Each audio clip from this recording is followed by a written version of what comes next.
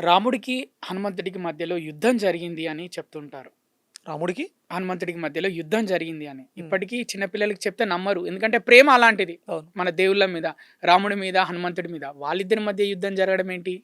వాళ్ళు అంత పెద్ద భీకర యుద్ధం ఎందుకు చేసుకున్నారు అంటే నమ్మరు. కారణం ఏంటి సార్? యుద్ధం జరిగిందా అసలు? అంటే యుద్ధం అంటే అండి, అక్కడ హనుమంతుల వారిలో ఉన్నటువంటి విజ్ఞానానికి, రాముల వారిలో ఉన్నటువంటి జ్ఞానం హ్మ్. అది జరిగింది యుద్ధం. హ్మ్. ఇప్పుడు రావణ వధకి, రావణాసురుడి సంహారం జరిగినప్పుడు యుద్ధకాండలో హ్మ్.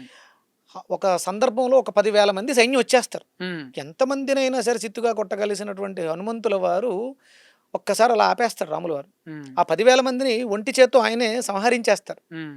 అంటే నా అవసరం రాములకి లేదు. హ్మ్. కానీ అక్కడ వాడుకున్నాడు. హ్మ్. అంటే తనలో ఈ శక్తి ఉంది అని తెలియచెప్పడం కోసం. హ్మ్. యుద్ధం జరిగింది నీలో నిద్రాణంగా ఉన్నటువంటి శక్తిని మేల్కొల్పడం కోసం.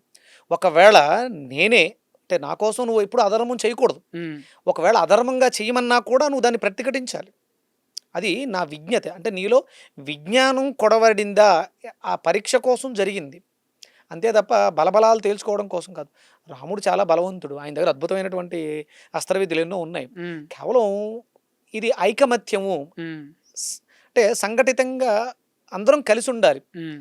అంటే చిన్న ఉడతని కూడా అక్కడ జాయిన్ చేయడం జరిగింది. హ్మ్. అంటే ఏ పని పూర్తి కావాలన్నా ఎవరో ఒకళ్ళ సహాయం అవసరం. హ్మ్. నేను చాలా గొప్పవాడిని అనే అహంకారం విడిచిపెట్టండి. హ్మ్.